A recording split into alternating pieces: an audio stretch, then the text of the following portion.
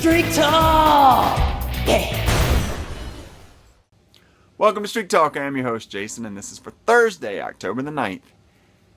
Huge weekend in sports, college football, pro football, Major League Baseball playoffs, NHL action, even NBA preseason action, which is all welcome sight because last few days have been sort of skimpy on the props. But we're going to start out with college football. UCF hosting BYU. Two teams that are really heading in opposite directions. If you don't follow college football closely, you might be unsure of which is which.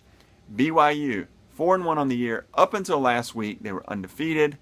However, they suffered a tough break when their stud quarterback, dark horse Heisman hopeful, Taysom Hill, fractured his leg, out for the year.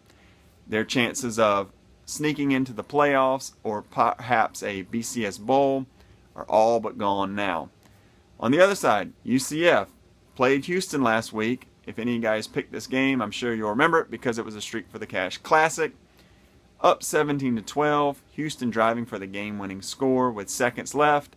About to cross the goal line when the UCF defender punches the ball out, recovers the fumble, seals the victory for them. So, now they come back to Florida, and they're hosting BYU on Thursday night.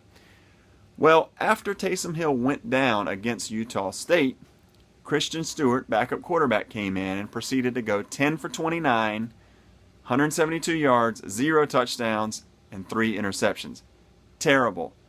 BYU was a 21-point favorite versus Utah State, and not only lost, got blown out. Now, perhaps some of that was sort of shock with Taysom Hill going down.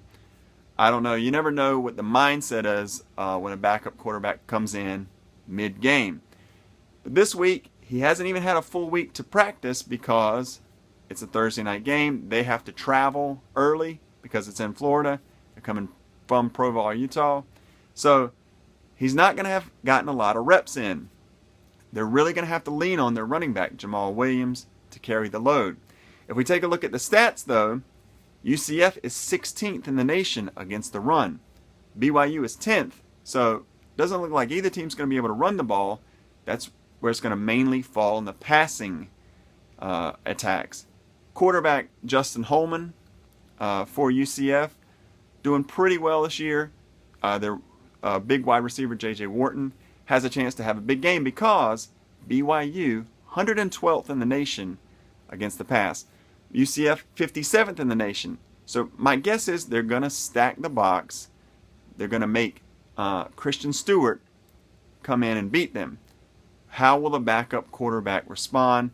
A great unknown in this sort of scenario. UCF 3-point favorites, minus 145 money line. The computer simulations are sort of all over the place. I saw one having UCF winning 64% of the time, one having them winning 53% of the time, one having BYU winning 54% of the time. Always the great unknown when you have a backup quarterback coming in. Think earlier this year, Drew Stanton comes in for Carson Palmer for the Cardinals. They go in to face the Giants on a 1 o'clock game and beat them outright. So, again, it's such a wild card in this scenario. One other note, BYU did lose starting offensive lineman Braden Kearsley, and UCF has 11 sacks in their last 2 games. So they're really pressuring the quarterback. Will they pressure Stewart into making some more mistakes? They really have to take care of the ball. They really have to play smart football, not a lot of penalties, which is something because BYU is second in the nation in most penalties committed. They're going to have to play it clean. I don't think they get it done. I think the UCF momentum continues. I like UCF for the green. One note, high streaks, I would probably stay away from this game because of what I said.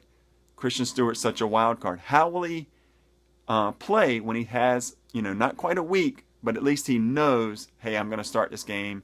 Taysom Hill's out of the picture. How will he respond? Sort of a wild card. Medium streaks and anything lower, I would take UCF for the green. Hope you guys enjoyed it. We'll see you next time on Streak Talk.